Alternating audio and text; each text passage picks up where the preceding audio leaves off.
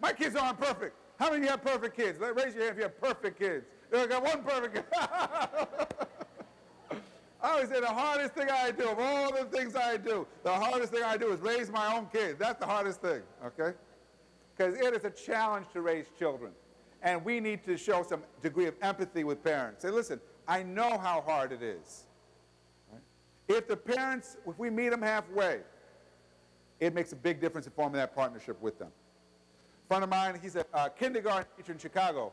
He starts, and it's a he, huh? That's a strange, he kindergarten teacher. Starts his parent-teacher conference with this statement. You know more about your child than I do. What can you tell me to make me a better teacher for your child? How does it make you feel as a parent to hear something like that?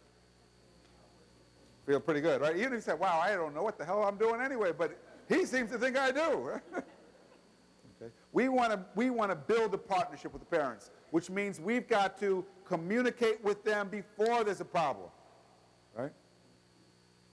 It's a lot hard. If our first time we call is some news about how bad your kid is and the work they're not doing, it's hard to convince them that we want the same thing.